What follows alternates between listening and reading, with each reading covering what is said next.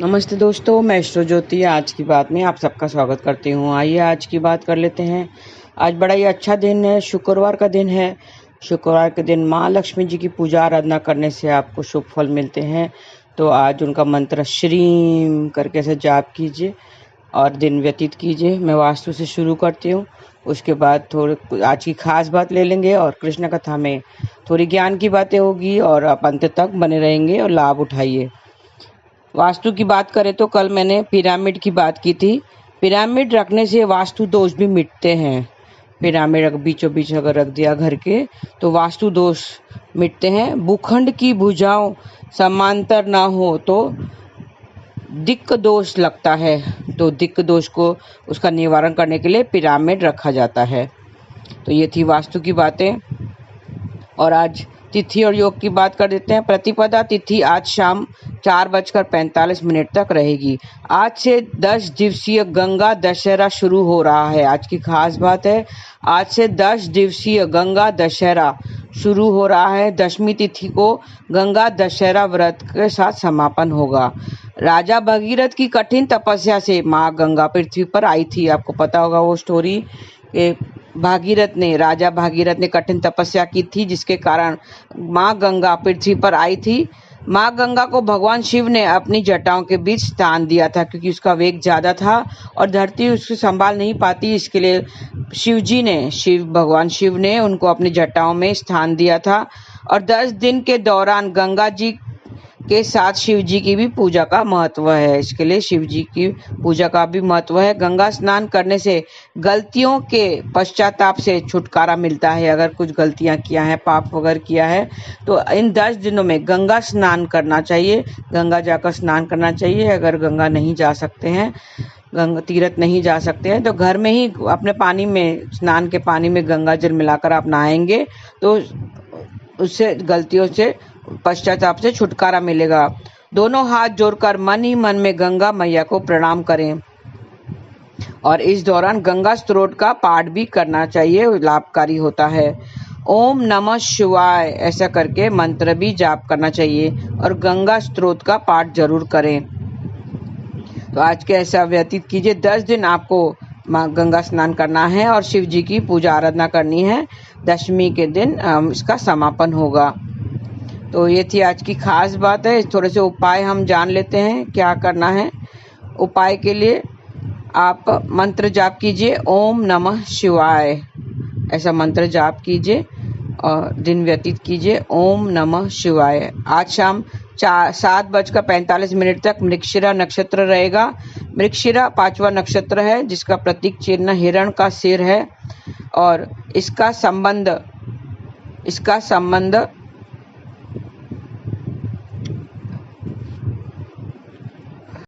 खैर के पेड़ से बताया गया है। तो मृगशिरा नक्षत्र के दौरान खैर के पेड़ की उपासना करनी चाहिए और इसी किसी प्रकार का नुकसान न पहुंचाएं। तो हाथ जोड़कर प्रणाम करना चाहिए। मान सम्मान बढ़ाने के लिए आप खैर के पेड़ को हाथ जोड़कर प्रणाम करें। तांबे का छल्ला दाएं हाथ की अनामिका में पहने तो आपकी सारी बात पूरी हो जाएगी, आपके काम सफल हो जाएंगे। तांबे का छल्ला दाएं हाथ के अनामिका में पहने और मंत्र जाप करें। ओम राम ह्रीम रोम सह सूर्याय नमः। ये सूर्य का मंत्र है, तो इससे आपको मान सम्मान मिलेगा। ओम राम ह्रीम रोम सह सूर्याय नमः ऐसा जाप करना है। मंत्र जप करते समय तांबे का छल्ला धारण करें। अपने सामने एक कटोरी गेहूं रखकर बैठें। एक साफ कपड़ा बिछाकर रखें। कटोरी से एक चुटकी गेहूं निकालें और मंत्र पढ़ें। ओम राम रीम रोम सह सूर्याय नमः। गेहूं को उस कपड़े में डाल दीजिए। नीले रंग के धागे में 11 गांठें लगाकर गले में पहने। जीवन साथी को भी 20 मिनट के लिए वही धागा पहनाएं। ये प्रक्रिया आप अगले मृगशिरा नक्षत्र करें तो आर्थिक स्थिति मजबूत होगी। अब 4 जुलाई को मृगशिरा नक्षत्र पड़ेगा, तो 4 जुलाई तक आपको ऐसा करने से आर्थिक स्थिति मजबूत होगी। बालू, राग, गुड़, मक्खन मिलाकर शिवलिंग बनाएं और विधि विधान से शिवलिंग की पूजा करें तो आपका रुतबा कायम रहेगा। आज शिव जी को प्रणाम करके मंत्र का जाप करें। ओम नमः शिवाय ऐसा मंत्र का जाप करें और जीवन में सुख सुविधा लाने के लिए माँ लक्ष्मी के कमल के फूल पर बैठी हुई तस्वीर लाएं और तस्वीर अपने मंदिर में स्थापित करें तो जीवन में सुख मिलेगा। देवी माँ को सबसे पहले पुष्प अर्पित करें, धूप दीप आदि से उनकी पूजा करें और 1 रुपए का सिक्का उसके सामने रख दें। माँ लक्ष्मी के सामने 1 रुपए का सिक्का रखें और उनको उसी तरह ही पूजा करें, विधि विधक पूजा करें, धूप दीप से पूजा करें। 1 रुपए का सिक्का मंदिर में माँ लक्ष्मी के आगे रखना है। माँ लक्ष्मी की उचित विधि से पूजा अर्चना करें। सिक्के को भी उसी प्रकार पूजा करें। अगले दिन सिक्का लाल कपड़े में बांध कर रखें और देवी माँ के मंदिर में शंख चढ़ाना चाहिए। लाल कपड़े में बांधकर अपने तिजोरी में रख सकते हैं तो सौभाग्य में बढ़ोतरी होगी। ऐसा उपाय करने से सौभाग्य में बढ़ोतरी होगी। देवी लक्ष्मी को मंदिर में शंख भी चढ़ाना चाहिए। देवी माँ को घी और मखाने का भोग लगाना चाहिए और देवी माँ के मंदिर में शंख जरूर चढ़ाएं। एक छोटा सा मिट्टी का कलश लें और उसे चावल से भर दें और उसके ऊपर 1 रुपए का सिक्का रखें और एक हल्दी की गांठ भी रखें। किसी मंदिर के पुजारी को दान दीजिए तो धन संपदा में बढ़ोतरी होगी। आज के दिन क्योंकि शुक्र का दिन है, माँ लक्ष्मी का दिन है, तो ये उपाय करने से आपके धन संपदा में बढ़ोतरी होगी। किसी मंदिर के पुजारी को दान देना है। बाहर जाते समय पहले माँ लक्ष्मी को प्रणाम करें। थोड़ा दही चीनी खाकर पानी पीकर बाहर जाएं। माँ लक्ष्मी को प्रणाम करें, उनका ध्यान करें और दही चीनी खाकर पानी पीकर बाहर जाएं तो आपके सारे महत्वपूर्ण कार्य या डील वगैरह होनी है वो सफलतापूर्वक पूरी हो जाएगी। थोड़ा दही चीनी खाकर बाहर जाएं। तो ये छोटे से उपाय हैं, थोड़े थोड़े उपाय हैं जो करने से आपके धन धान्य में वृद्धि होगी। आज के दिन माँ लक्ष्मी का उपाय करना है और मंत्र जाप करना है। तो ये थी आज की खास बात। अब कृष्ण कथा में हम आगे बढ़ते हैं। थोड़ा सा ज्ञान की बातें कर लेंगे, अंत तक बने रहिए, ध्यान से सुने। श्री कृष्ण ने कहा है दुखालयम अशाश्वतम, ऐसे कहा गया है। मतलब ये संसार दुखों से भरा हुआ है, दुखों का घर है ये संसार। हर एक को कुछ न कुछ दुख लगा ही है, कोई सुखी नहीं है। किसी को किसका दुख है, किसी को किसका दुख है। मंदिर में माताएं जाती हैं, प्रार्थना करने जाती है, पूजा करने जाती हैं और पंडित से कहती है। एक माता आई, वो बैठी और उसने अपना दुख बताती है। दूसरी माता आई, वो भी अपना दुख बताती है। तीसरी भी आई, बैठी, थोड़ा रोई और अपना दुख बताती है। चौथी माता आई, वो भी रो रही थी और अपना दुख बताती है। सब अपना अपना दुख लेकर, दुखरा लेकर आते हैं। ये क्या है? ये संसार दुखों का ही घर है। सबको कुछ न कुछ दुख लगा है। किसी को, सबका अलग अलग दुख है, जेन्युइन दुख होता है वो, सब अलग अलग दुख है। किसी को किसका दुख है, किसी को किसका दुख है। किसी को बेटे से दुख बेटे से दुख मिलता है, किसी को बहू से दुख मिलता है, किसी को पिता से, किसी को पुत्री से। तो किसी न किसी को दुख है, किसी का दुख है। भगवान का नाम हमारे आते हुए दुखों को काट देता है, सुम कर देता है। कैसे? जैसे हम अगर ऑपरेशन करने जाते हैं, लोग ऑपरेशन करने जाते हैं तो उसे एनेस्थीसिया की इंजेक्शन लगाते हैं। डॉक्टर उसे एनेस्थीसिया से इंजेक्शन लगाते हैं तो वो पूरी तरह से, उसको पता ही नहीं चलता कि कब ऑपरेशन हुआ और कब खत्म हो गया। उसे कुछ एहसास ही नहीं होता। वो इंजेक्शन लगाने के बाद उसको कुछ एहसास ही नहीं होता, काटने का, फाटने का, किसी भी तरह का सुई चुभोने का। उसको जरा भी दर्द नहीं होता, कुछ पता ही नहीं चलता है उसको।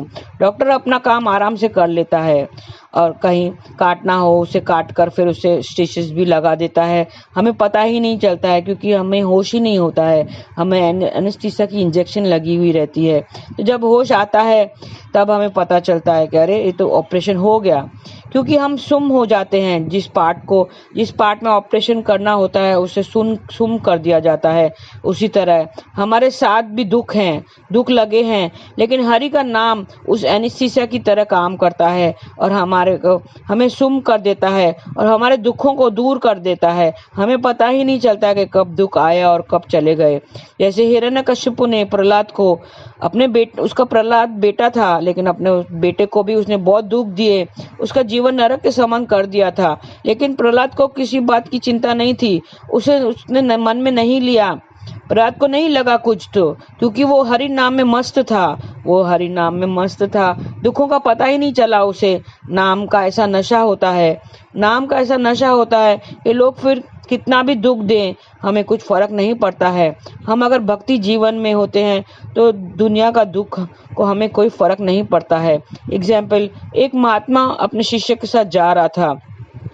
एक नास्तिक व्यक्ति उसके सामने आया। नास्तिक व्यक्ति जिसको भगवान में श्रद्धा नहीं होती है वो नास्तिक होता है। वो आया और उस गुरु को बुरा भला कहने लगा, अपशब्द कहने लगा, बोलते जा रहा था, लेकिन गुरु को उसका कुछ असर नहीं पड़ा।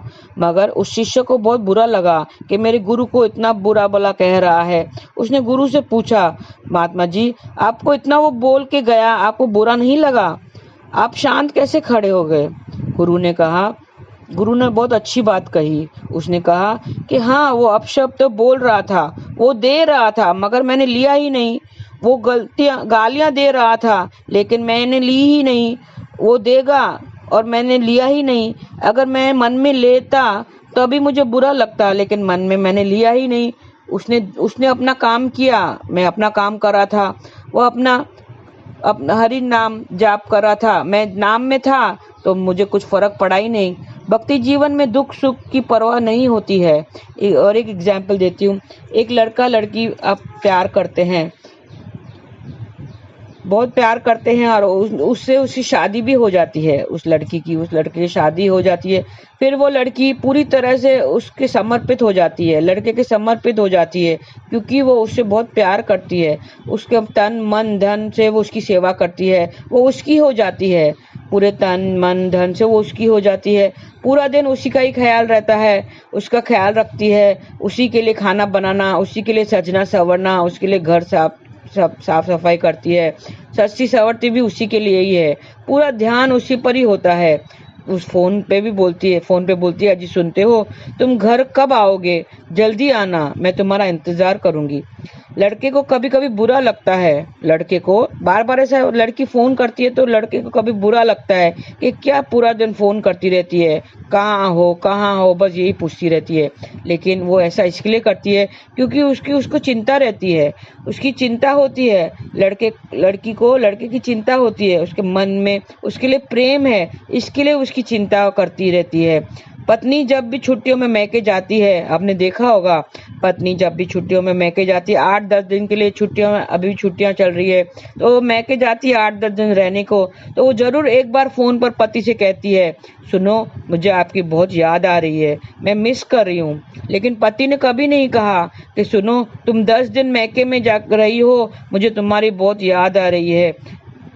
बहुत कम ऐसे पति होते हैं जो ऐसे कह पाते हैं, क्योंकि लड़कियां थोड़ी सी इमोशनल होती हैं, उनको चिंता ज्यादा होती है। वो सब समर्पित कर देती है, अपने आप को उस पति के हवाले समर्पित कर देती है, उसका अटैचमेंट ज्यादा होता है उसके साथ में, पत्नी उसके हवाले हो जाती है। वैसे ही भक्त के जीवन भी ऐसे ही है, भक्त भी भगवान के हवाले हो जाते हैं। वो अपना सब कुछ तन मन धन से सब कुछ अपना सौंप देते हैं, भगवान को, ईश्वर को सौंप देते हैं।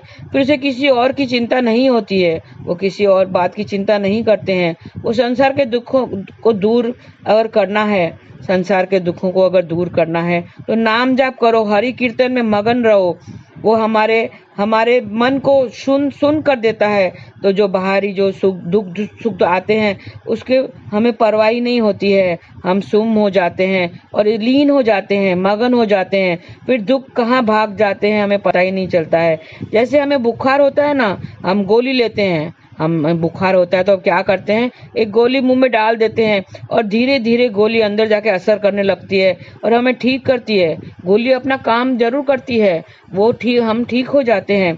उसी तरह हम नाम लेते रहेंगे, नाम भी अंदर जाकर हमारे सारे दुखों को नष्ट कर देंगे। वो भी असर जरूर करेगा, नाम भी असर जरूर करेगा, धीरे धीरे करेगा, तुरंत नहीं होता है। जैसे गोली भी धीरे धीरे असर करती है, वैसे ही नाम भी एक गोली की तरह है, हमारे अंदर के सब दुखों को दूर कर देगी। जो भी बुखार है, हमारे जो भी दुख हैं, वो धीरे धीरे उसको दूर करेगी। नाम जरूर असर करेगा। आप नाम जाप करते रहिए। हरे कृष्णा कृष्ण कृष्ण हरे हरे, हरे राम राम राम हरे हरे। वो एक एनेस्थीसिया की जैसा है, एनेस्थीसिया की जैसा काम करता है, हमारे सब दुखों को सुम कर देता है और फिर हमें बाहरी दुखों की कोई चिंता ही नहीं रहती, कुछ फर्क नहीं पड़ता है, चाहे सुख है दुख है, हम एक ही तरह रहते हैं। सुख दुख दोनों को हमें भोगना ही है। दिन और रात जैसे आती है वैसे सुख दुख लगे ही रहते हैं। हर एक के जीवन में दुख है, ऐसा नहीं है कि मैं दुखी हूँ, ज़्यादा दुखी हूँ, वो कम दुखी है, नहीं। अगर एक्सचेंज करके भी देखेंगे ना, अगर दूसरे का अगर हम लोग को कम लगता है और हम लोग उसका भी लेकर देखेंगे ना, तो भी उसका ज़्यादा ही लगेगा, हमारे पास आएगा तो ज़्यादा ही लगेगा। हमें पता चलता है कि सबको दुख लगा ही है। दुखालयम अशाश्वतम, ये संसार दुखों का घर है, दुखों का सागर है ये, तो दुख सुख तो लगे ही रहते हैं। हमें नाम जाप करके हमें एनेस्थीसिया लगाना होगा नाम जाप का, ताकि हमारे सारे दुख सुम हो जाए, वो कहाँ चले जाएंगे पता ही नहीं चलेगा। आज के लिए बस इतना ही। धन्यवाद। आपका दिन शुभ रहे। हरे कृष्ण।